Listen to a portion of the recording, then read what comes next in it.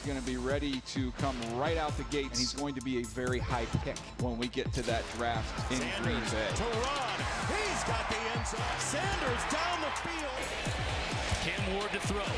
Into the end zone. Ward's going to take off. Diving. Shot out of a cannon. Coming off the edge. He lost the football. Put it on the ground. Matthew Golden for 6. And all too easy, Matthew Golden. Because he jumps off the tape. Lacerating that offensive front. JT with some room. Powers his way, breaking tackles. Still on his feet. Nobody open. He's sacked all the way back. Abdul Carter. Shedeur Barron the takeaway. Outfield, and it is intercepted. Wow, what a wrinkle. Tyler Ward. Caught. Touchdown. Again, fires. End zone. Hunter caught it. Throws for Hunter. He'll walk in for 6.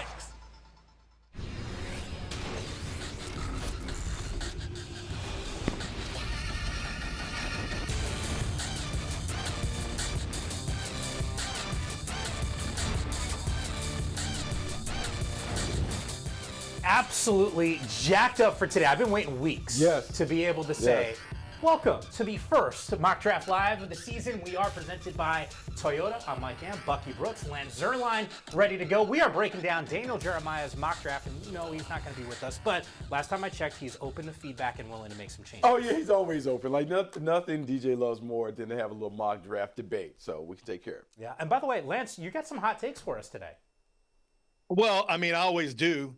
We'll see just how hot they get today. But, you know, I got them in the back pocket at all times, Jam. Yeah, I was going through some of our notes ahead of today, and I said, he's got him where? Yeah. We will get to that in just a couple moments here. But let's rip through some of those early selections according to DJ and his latest mock. Cam Ward, welcome to the party with the first pick. And yeah, Will Levis is like, no, don't take him. DJ's got the Titans going with the Miami quarterback. Ward led the FBS with 39 passing touchdowns last season. Finalist for the Heisman, dual threat guy, ACC's Player of the Year this season. A deeper dive on him in just a couple moments. But moving to the Browns at number 2, DJ's got Cleveland passing on a quarterback and going with Abdul Carter, the pass rusher, generating a ton of buzz. Pairing him with Myles Garrett, who just got paid in a meaningful way, could give quarterbacks out there complete nightmares. If Garrett wasn't enough, Carter could be that significant 1-2 punch. And at number 3, the G-men going with Shedeur Sanders, their quarterback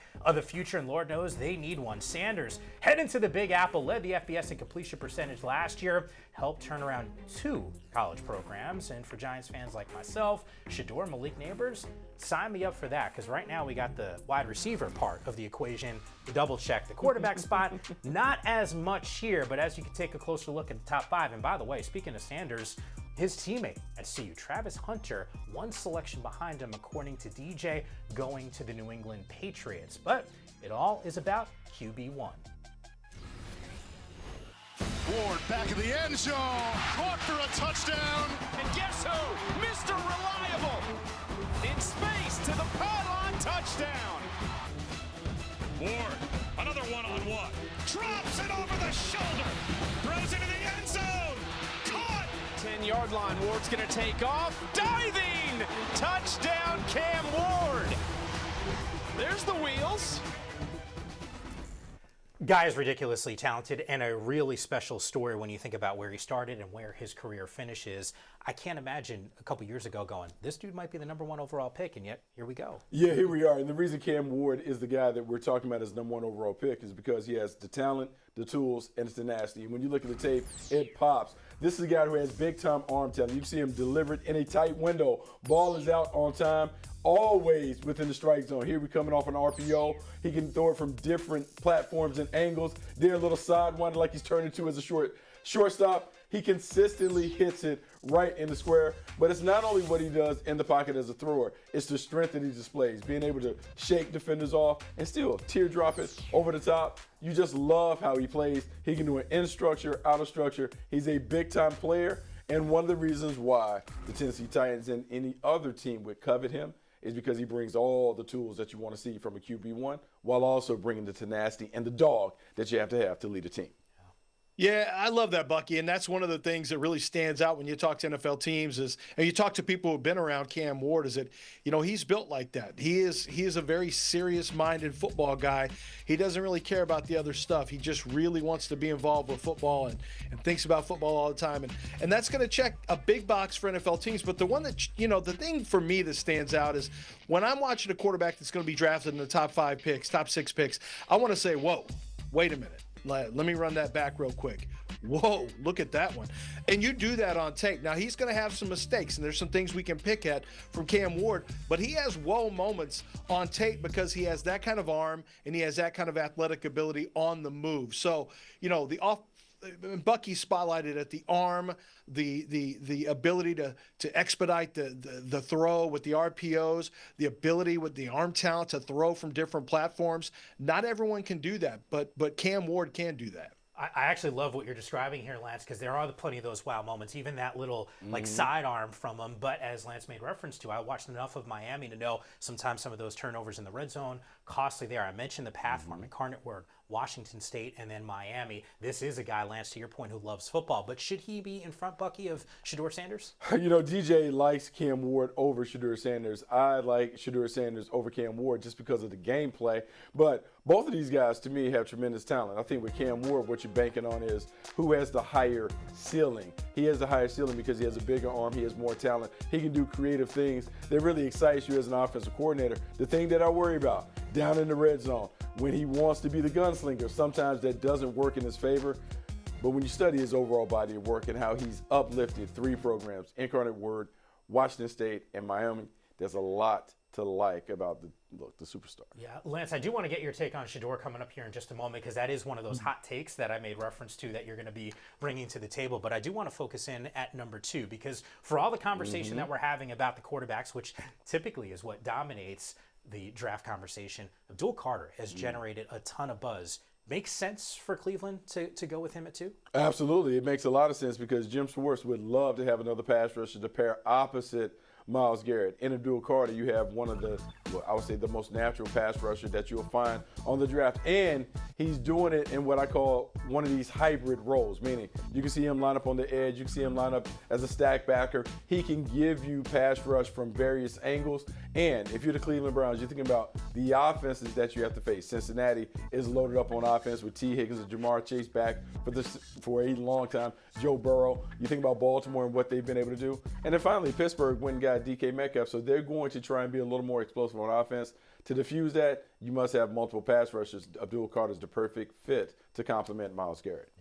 Yeah, I agree with that. And I think that, so many people get caught up in having an arms race when you start looking at all the dangerous offenses you have in the AFC, and especially the AFC North. You mentioned that, Cincinnati just inked a couple of their top 2 wide receivers just gave them extensions. So you think, man, we got to go get an offensive weapon. We need a quarterback. We need a wide receiver. How about you stop the other team from getting the ball off with rush? And that's what Myles Garrett and Abdul Carter can do. They can make it uncomfortable for quarterbacks. They can make it uncomfortable for offensive linemen. They can make it uncomfortable for play callers. So I love this pick with Cleveland because instead of saying, let's try to match them offensively, you're saying, let's limit them with our defense and our rush. Yeah, look, him and Garrett on a defensive line, that is going to create some nightmares. But at the end of the day, still need a quarterback. And the conventional thought is, get me a quarterback, and you do need that to go and win, which has us thinking, look, if you're watching the show, you love mock drafts as much as we do. This is awesome. This is where Shedeur Sanders is living currently on NFL.com on the mock drafts across the board. You can see here, Charles Davis, CD, our guy, got him number 1. DJ Bucky made reference to it. You like him, but sitting at number 3. Lance, man, I looking at the notes last night ahead of the show, and I'm thinking to myself, is that a typo? Is that a typo? You got him in the first round, which I guess is a win, but 29? Explain. Listen, I've done enough of these mock drafts to know that it doesn't, I can go back to the Kenny Pickett draft just a couple of years ago when it was just one quarterback in the first round, and then everyone else went in the third round. And this will happen from time to time. Back in 2013, Bucky will remember the E.J. Manuel in the first round draft, and Geno Smith fell out. I think the problem is if you don't put Shedeur in the first 7 picks, then there is a slide that is going to happen. And that typically happens with any quarterback that goes past a certain line of demarcation in a draft, and they start to slip and fall. I think with Shedeur, he doesn't have the special qualities in terms of the arm talent, everything that Bucky highlighted earlier. You don't see that necessarily with Shedeur, but what you do see, and let me tell you why I do like him, is that he throws with good anticipation, really good poise in the pocket, really good confidence in the pocket, and he's in the pocket and he's accurate. And so what he is to me is a really good game manager, a guy who can be like a Jared Goff. And I think that could be his ceiling. But I think, when you talk about those guys, sometimes it can be a little bit difficult when you look at some of the other players who are at the top of the draft, to slide that quarterback in unless you're really, really sure he is the guy. But then again, you can't score if you don't shoot, as they said in the movie Hoosiers. So, sometimes you have to draft them up there high anyway. Yeah, look, with Shedeur Sanders, the thing is it's always going to be tightly contested in terms of the debate. Do you want Ward, who has the higher ceiling, or do you want Shedeur Sanders, who may have the higher floor? When you look at the two, it comes down to arm talent. And Shedeur Sanders doesn't have the biggest arm, but he certainly has capable arm strength. He throws with touch, time, and anticipation. And the names that you brought up as comparisons, Lance, to me, they resonate. You have Geno Smith, who's a two-time Pro Bowler, got it done in Pacific Northwest in Seattle before making his way to Las Vegas. But then Jared Goff, who was the #1 overall pick. Yeah. And even though the front office cooled on him in LA, he's gone to Detroit and had a lot of success. To me, Shedeur falls somewhere in between. But look, I think if you have the right talent around him, he's going to excel. We saw him do it at Jackson State and Colorado. Look, a talented team around him, he can get this team into the winner's circle. I'm not concerned about Sanders at all. Yeah, his dad Prime obviously had a ton of talent with him in Boulder, including the guy that would be going right after him, according to DJ, in Travis Hunter. Throwing on the run, and it's picked off! And that's Hunter! Travis Hunter! Jefferson gets away from one. What a superhuman pick from Travis Hunter! Ooh, and he just popped a little hot, man. He made an incredible catch. End zone, Hunter caught it! Got a man. Room service touchdown. Hunter. So according to Daniel Jeremiah in his mock draft, the 4th overall pick, the New England Patriots grabbing Travis Hunter. I got a Heisman ballot for the first time this year, and it was hard for me to go anywhere other than Travis Hunter because of how special that season was. Does it translate, though, to Sunday ball? It absolutely translates to Sunday ball, and I think it translates better on the defensive side of the ball more so than offense. When I look at Hunter, man, I see a natural playmaker on the defensive side of the ball. Great in man-to-man. He can play sticky coverage at the point of attack. He has instincts, awareness. He's always in the hip pocket. But it's also what he does in zone. He is a see-ball, get-ball defender. Great awareness, understands how to break down routes while also keeping vision on the quarterback. This is a dude who has elite ball skills. When you see him flip over to offense, you see him make plays. He catches the ball naturally. He can make it happen with the ball in his hands. Kind of special on catch and run concepts. But to me, all of that put on the defensive side of the ball, I think what you're looking at is an all-star. And in New England, Mike Vrabel, who played both sides of the ball, caught a ton of touchdowns as a backup tight end, while also manning duties as an outside linebacker. I think they can find a package to maximize what Travis Hunter brings to the team. He's really interesting to me because when I watched him, first. I wrote him up as a corner and a wide receiver. So if you go to my draft profile at NFL.com, you'll see my strengths and weaknesses. And the first set will be as a wide receiver, and the second set will be as a cornerback. And I watched him first as a wide receiver. Then when I watched him as a corner, it was really impactful because I realized, man, he's going to be matched up against guys across from him. And when the ball goes up, he's a receiver. He's not a cornerback anymore. In his mind, he's a receiver. So he takes all those wide receiver ball skills, all the wide receiver instincts he has, and he just flips them to cornerback. So while he's matching routes, he's a cornerback, but when the ball goes up, he's a 5-star wide receiver is what he is, and with a guy with 5-star ball skills. So that's what makes him really special to me, and Bucky highlighted the instincts. This is a really instinctive player in zone. Like, if you want to run high-low concepts on him, you better be really careful, trying to read from low to high, because he will drift back there and snatch snatch that away from you. If you want to try to challenge him one-on-one down the field and at the high point, he's going to win those more times than he loses them as well. So I tend to agree with you, Buck. I think he's a special player. I think the ability to play corner and then some snaps at wide receiver probably makes the most sense. And I really am intrigued by him here with New England, because I wanted them to get Malik Neighbors last year and maybe kick the can down the road with quarterback, because I loved Malik Neighbors. I think with Travis Hunter, you have a really interesting opportunity to play a little, to play him at corner where you need him, but then throw him over there. Let Drake May have a little fun with Travis Hunter from time to time as well. So I kind of like this pick over there. It's not what I have in my mock currently, but maybe I bite DJ's mock next time. I like where we're all at here, and just some clarity on the defensive side and the position that you both think Travis Hunter will be playing. By the way, this Patriots team is going to look a whole lot better this upcoming season, regardless of what they do at number 4 overall. You and I got to hang the other week, free agency frenzy. Patriots had some cash to spend, and they did just that. So this is going to be a much improved team. Not done talking about Travis Hunter. That conversation is going to continue over the next couple weeks. The 2025 NFL Draft presented by Bud Light. It starts in just under 40 days. Let's go. You can catch all 7 rounds, 3 days, live from Green Bay, Wisconsin. It all kicks off Thursday, April 24th in prime time on NFL Network and NFL Plus. You can visit NFL.com/draft for more information. All right, still to come, that running back position. Oh, yeah, this is not a devalued spot. Come on now. Ashton Jeanty, a monster in college. Lance has the Boise State product comp to LaDainian Tomlinson. That's high praise, and he might not be wrong. Where Jeanty's got DJ going, or where DJ's got Jeanty going, is coming up next.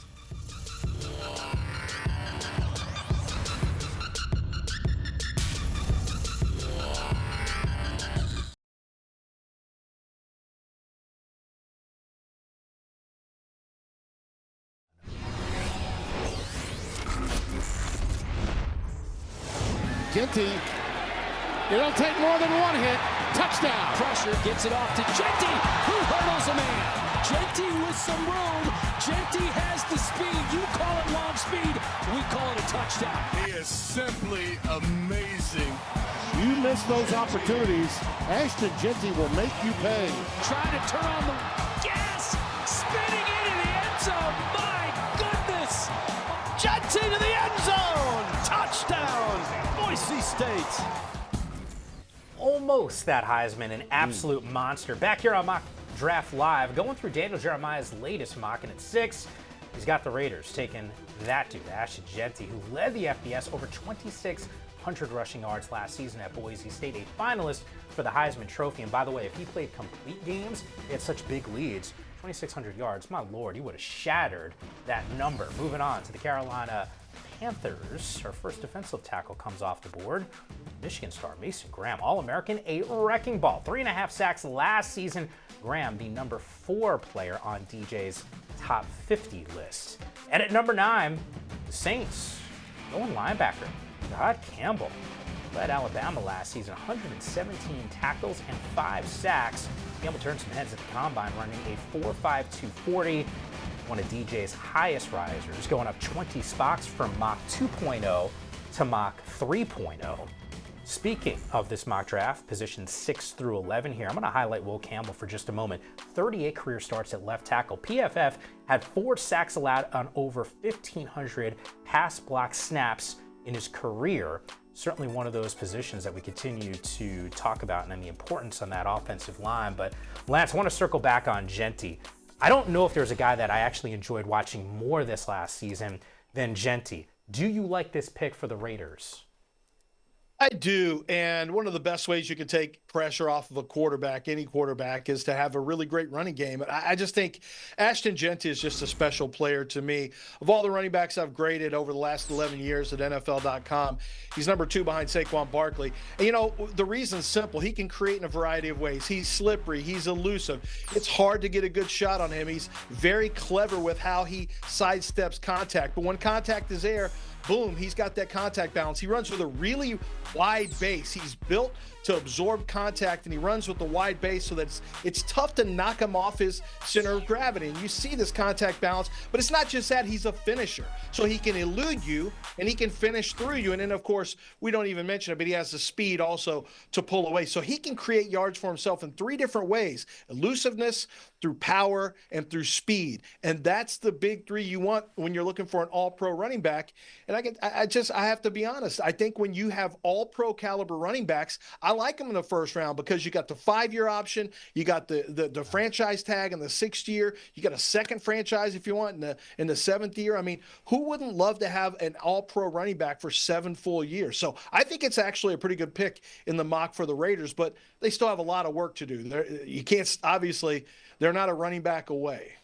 No, they're not a running back away, but if Pete Carroll, when he takes over, they're going to run the football. They want to run the football with a true workhorse running back. When I look at Ashton Jeanty, he reminds me a lot of Josh Jacobs, who had a lot of success in Vegas with the Raiders. The thing about Jeanty is this guy can score from anywhere on the field. He not only has the speed and looseness to take it the distance, but he also flashes the power, the balance, the body control, the vision that you love to see from an RB1. To me, if he's there at 6, the Raiders need to take him because it settles the offense down. It gives the offense an identity. It makes Geno Smith comfortable. More importantly, it allows them to play the style of play that Pete Carroll favors. Run it, play great defense, find a way to win in the 4th quarter. Yeah, I mean, we saw the success that Pete had when he was in Seattle, and you obviously need a talented RB1. By the way, I think we're all in agreement. The guy's an absolute monster. Lance, when it comes to draft strategy, specifically at that running spot, preach, brother, because I'm tired of hearing about all these running backs that shouldn't be taken all that high. I think you make a compelling point as to why, if you like the guy and you think he's going to be an all-pro, why not go and draft him? I know Detroit got some flack a couple years ago when they took Jahmyr Gibbs. That turned out to be A-OK. Time for Next Gen Stats. It is powered by AWS. Take a closer look, some context here on just how talented Jeanty is. Highest MGS draft score for a running back since 2003. You almost forget. I mean, Reggie was legitimately a video game out there. Oh, he was. And this is pretty good company. McCaffrey, Jeanty, Bijan, not to mention Saquon Barkley. Come on now. If Jeanty gives you the reverse hurdle, by the way, I think Saquon's number should just go up based off of what that one moment in time actually means in terms of the perception of talented running backs. But you can find more real-time combine results and in-depth analysis featuring next-gen stats in the new Combine IQ dashboard exclusively on NFL.com. Been messing around with that. A ton of fun for the draft heads that are out there. Moving on to the Dallas Cowboys, who, by the way, could also use a running back. At 12, grabbing another offensive piece for Dak Prescott. How about Texas receiver Matthew Golden? Staying in Texas, getting the team up with CeeDee Lamb. Golden blowing up the combine, that blazing 4.29 40-yard dash, and we know speed kills. All right, Buck, I mean, I think about what Xavier Worthy was able to do, how meaningful that speed was. Is that overrated? Does the speed kind of match the skill set of what Golden could be? Yeah, the speed pops, and the speed pops on tape. You feel his speed when you watch him play. The thing about Matthew Golden is he's a silky smooth route runner on top of being a speedster, and that makes him unique in terms of the wide receivers that are normally in the draft. This guy has stop, start quickness, he has a burst. He can win in a variety of ways, and he can win from outside or inside. Made his way to Texas from Houston, and look, didn't shrink on the big stage. To me, he's in that conversation to be wide receiver 1. And it's one of those conversations that we weren't really talking about that much prior to the combine, but the speed and the overall exhibition that he put together in Indianapolis, backed up with the film, makes it where you got to begin to talk about him being the first one off the board. Yeah, I mean, he's an arrow up guy, and that's what I really like about Matthew Golden is everything about his game. I watched him here at Houston, the University of Houston.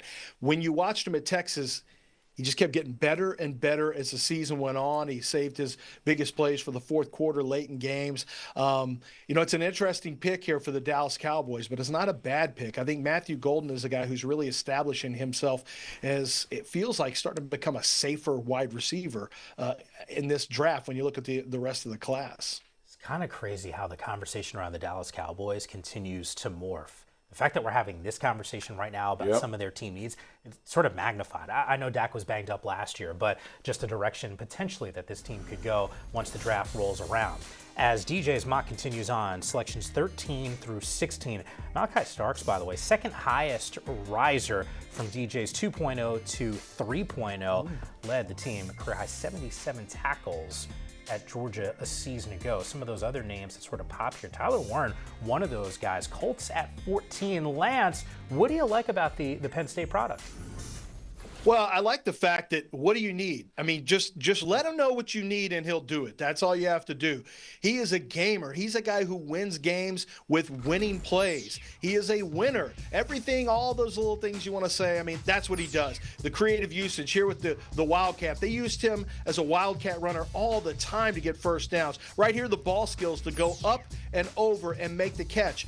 And the ball skills don't just stop there. That one-hand catch right there. And he's tough through contact, too. You want to try to hit him after the catch, I mean, he's going to hang on to it, and he is a yak playmaker. The ability to catch the ball and to add additional yards. Now, this is what separates him from some of these softer tight ends out there. He's going to keep you mad. He just said, "Are you mad?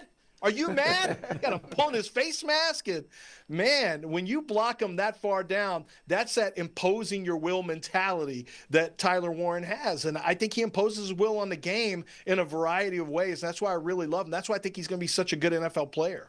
I agree with you. He is terrific. Former high school quarterback that has made his way to being a really, really talented and productive tight end. But it's not that, man. I see, images of George Kittle in terms of the way that he dominates on the perimeter. He can get it done as a block. He can get it done as a receiver. He is a guy that is a Where's Waldo player. Where is he? Because wherever he is, the ball is going to him. We saw it time and time again at Penn State.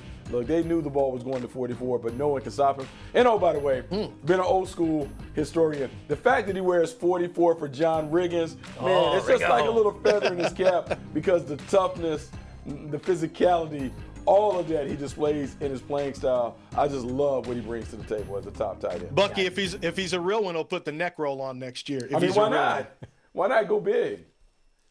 You kind of have to, by the way. The throwback with Riggo out there. Want to move on here because we spent some time a little bit earlier talking about Travis Hunter at that corner spot. Both you guys like him. We're a couple days removed. Derek Stingley getting a massive deal, obviously, at that corner spot. I think about DJ's 15th selection. Will Johnson, who was banged up a little bit, take me through his game and why this makes sense for the ATL. Well, it makes sense for Atlanta because they always need cover guys. You think about how tough that division is when it comes to the quarterbacks and them throwing it all over the yard. But Will Johnson is a talented technician. He is someone who has great footwork, high IQ. He has a diversity to his game where he can play press off, he can play man, zone. He can do a bunch of different things on the island. And even though people will knock him for what he didn't put up his final campaign, when you look at the entire body of work, man, this dude is an A-plus player. Right situation, right environment. I would expect him to be a Pro Bowl player quickly, early in his career. This dude has all the tools. I think the problem he has right now in terms of where he's being slotted is he hasn't run yet. He didn't run the combine. We got to see him in his pro day. He's got to run. We got to find out if we're drafting a zone corner, if we got a guy who can play man and zone. Because if he runs well, and I think well just needs to be in the low 4.5s, I think he goes higher than where DJ has him slotted, to be honest. His ball skills, his instincts are really top notch. Not the greatest run defender, but I think that's something that can get a little bit better with Will Johnson. But I like the takeaway mentality that he has. I think right now it's just a matter of how fast is he going to run. I think teams right now are waiting to see what the number that pops up on that stopwatch, and once that number hits, he's going to go up the board or down the board. So that's a big waiting game right now for NFL teams. Yeah, Lance, you made reference, you and Bucky, to some of those takeaway numbers, and I know we showed that graphic there. Just some further context in terms of passer rating in coverage, allowing 36.7%, fourth lowest in FBS play among the corners who had at least 400 snaps. So the guy obviously is one of the more talented players, which is why DJ's got him in this first round. Still to come, picks 17 through 22 in DJ's latest mock. Bengals grabbing. Not to mention, you won't believe who he's got going to the Steelers and Chargers. You do not want to miss Mock Draft Live, presented by Toyota.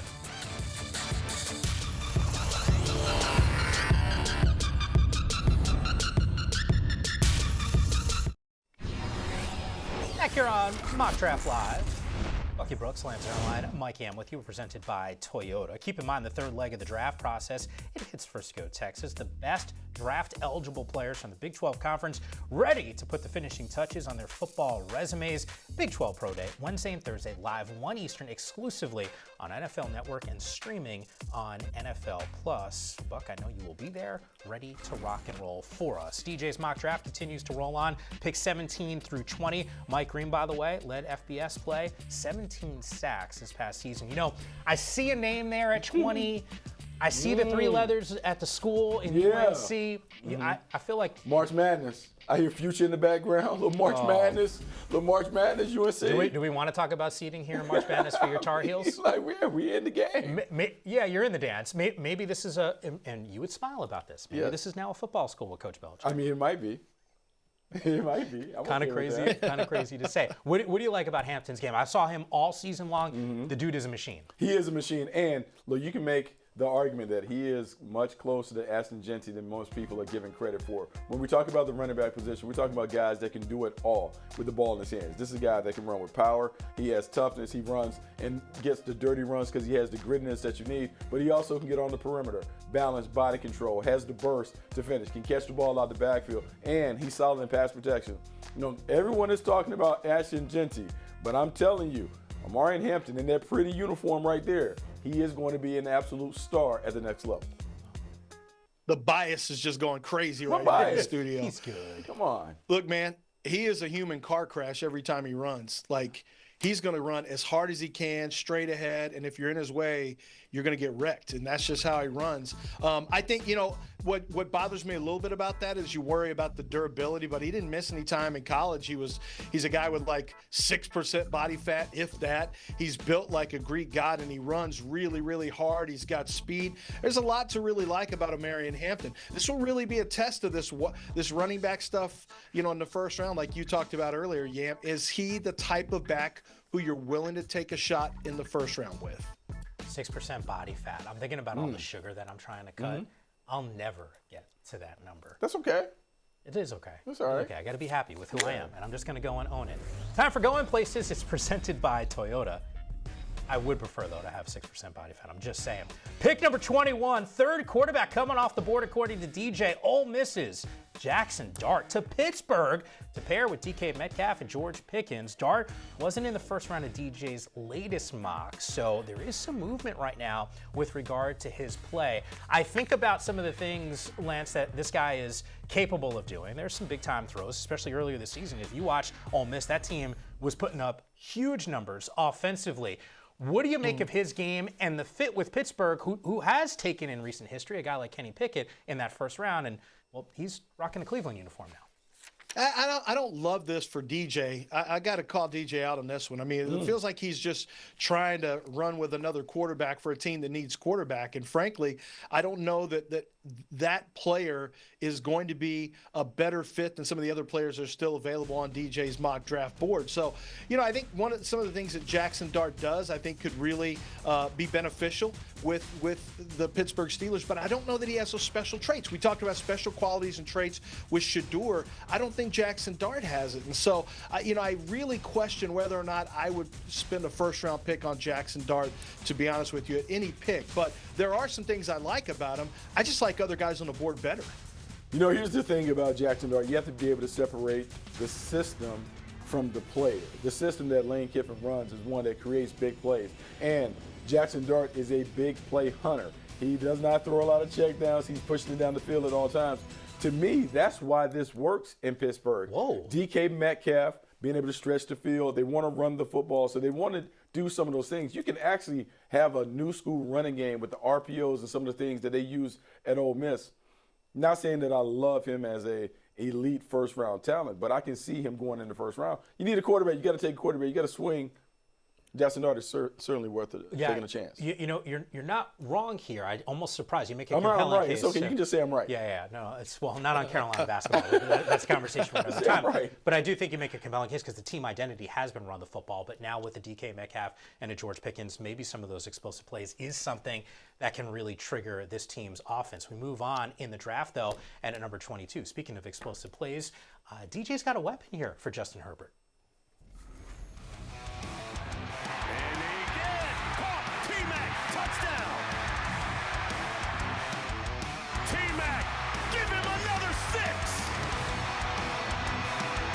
Oh, man. This kid is a baller. Oh. As he's going to truck it downfield with an end zone. Got his man, McMillan. A house call. Again. It's his third. Fafita steps up in the pocket. He unloads. He got a man wide open. T-Mac. Lance, he's a big-time producer. What do I need to know about the wide receiver? Well, I mean, his ball skills are absolutely elite. I mean, once the ball goes up, he is going to win most of those jump balls because he's got the length, he's got the extension, he's got great timing. And, you know, in basketball, rebounding is about understanding positioning. It's about understanding timing of how to get to the high point. And that's something he really does well. I think one of the things that you have concern about on this year's tape is he wasn't as good a route runner, just kind of cruised a little bit. But he had a foot injury in the spring that kind of hobbled him a little bit early in the year. So I think if you go back to the 23 tape, you see it a little bit better. He's at his best when he is down the field and battling one-on-one. I think he can run some routes underneath, but for me, he's going to be a little bit more limited in terms of a little less second-level stuff and a little more first and third level, where he's getting the short slants and he's getting the longer throws down the field to hit explosive plays. So I think a lot of scouts are really curious about what he's going to run. He doesn't always look fast on tape. He's got a little bit of Drake London vibe, but Drake London went early in the draft. Yeah, Lance, I think there's a lot of overthinking when it comes to T-Mac. Having watched him, one in high school out here in California at Servite, and knowing that he has a volleyball background, he is going to continue to be what he's always done, an absolute baller. The reason why is he can play above the rim. Yeah. This is what he does. One-on-one situation, he's always open. You're going to fall in love with him when you're a quarterback because he's a jump ball specialist. When I look at him, I see him do some of the same things that D-Hop does for a long time with the Houston Texans. This is a guy who has soft hands, great ball skills, hand-eye coordination is off the charts, and he consistently wins. Really, the comparison that I have is Puka Nacua and the way that Puka Nacua was able to dominate. Not the fastest guy, but I can't even call him a sneaky athlete, but a really good athlete who's able to win in a variety of ways. That is how T-Mac is going to have success in the league. Sort of fascinating there, and I know, Lance, you made reference to Drake London. Remember watching him at USC. I think there are definitely some similarities. Those 50-50 balls with Drake, at least when he was in college, were like 80-20 balls. Kind of felt like that when you watch McMillan play out there. The Puka reference, though, I'll take that. Sign me up, co-sign, double-check it, and we'll see if it plays out that way. Meanwhile, coming up, last 8 picks of DJ's first-round mock. Things get a little defensive. Finally, 7 of the final 8 coming on that side of the ball. Who are the defending champs? The Eagles going to take that answers coming up next.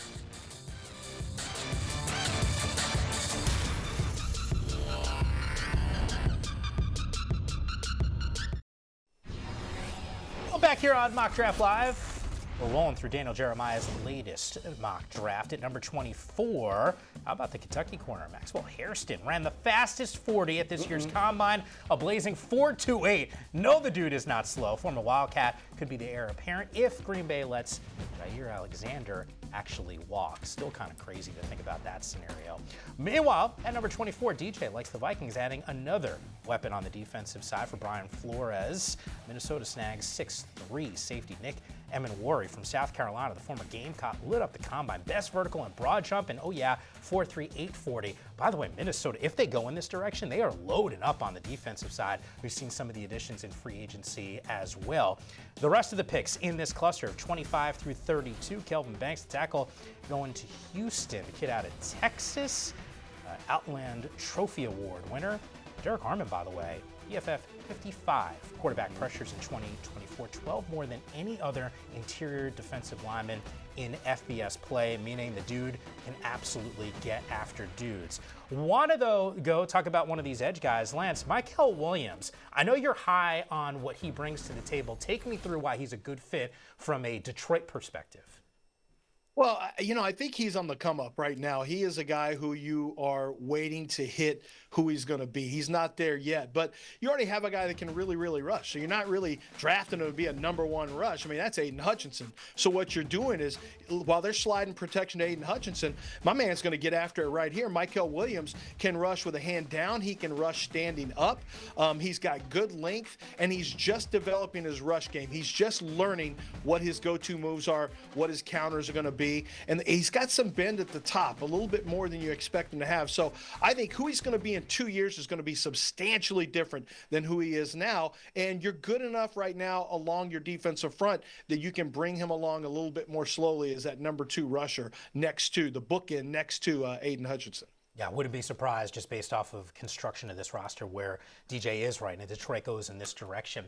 I look, you've been covering football for basically your entire life. If Howie Roseman keeps this pick, there's a part of me that would almost be surprised by it. But if they do pick 32, DJ's got them going with Shedeur Sanders. Why is this a good selection considering some of the production and the sack totals not exactly being all world? Because the Philadelphia Eagles do a great job of developing players. And when you look at Shedeur Sanders, he has the tools to become an elite player for them. Remember, the Philadelphia Eagles always draft a year too early when it comes to a position need. So when I look at Shedeur Sanders and I look at the fact that, look, he has a 40-plus inch vertical, he's 260 pounds, he runs at 4.58. He is a guy who has shown flashes of being able to consistently get around the quarterback. Even though he doesn't always get the fish in the boat, he is always around it. I just think if you have an opportunity as the Eagles to put a talent like this with your coaching staff and that defensive line that you've already assembled, why wouldn't you take this pick? This is a talented player who has a lot of upside and potential. We've seen the Eagles have turned that potential into production. That's why I'm all in on it. Yeah, 4.5 sacks in his college career. Not exactly like Chop Robinson, because remember that was a little bit of the knock in terms of the production. Freakishly athletic at the combine. That's played out, obviously, for Miami. And something tells me Philadelphia, I feel like they know what they're doing, right? Like they know what they're doing coming off of the Super Bowl. Coming up next, our favorite picks from DJ's latest mock. See where we think he aced it, plus Bucky and Lance chime in on the guy that they think is missing from the first round. That's coming up next.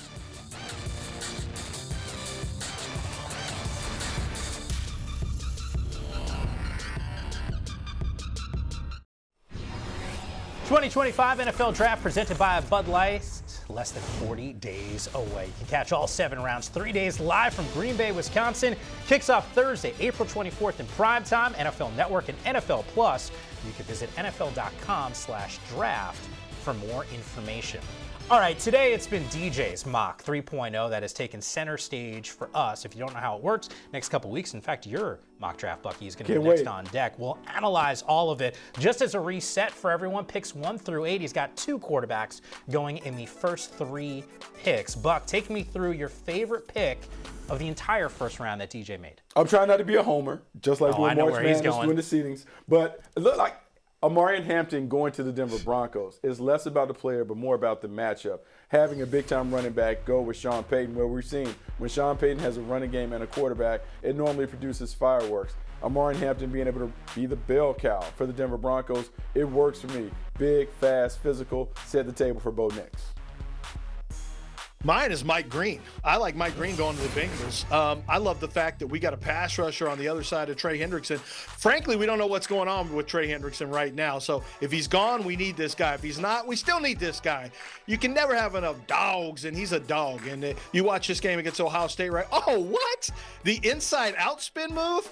He was violent in this game. Mike Green is a good football player, and having rushers in that conference is going to be a big, big deal. Mike Green's a good rusher, and he is going to fit in very quickly with the Bengals. Ultra productive, and I'm glad you made that reference to the Ohio State game because people talk about Marshall and you're not exactly sure about level of competition. Obviously got it done from that perspective.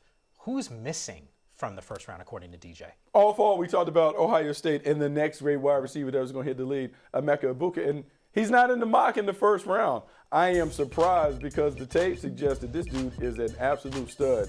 Great routes, soft hands, has the ability to make things happen on catch and run plays.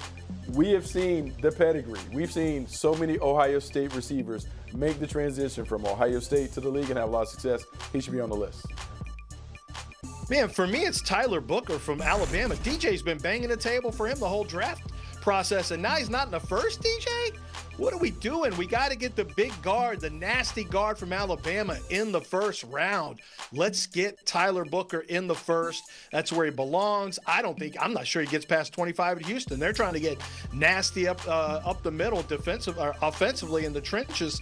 I mean, I'm sure they'd love to see Tyler Booker sitting there as well. So Tyler Booker, first round. Let's fix this the next one, DJ.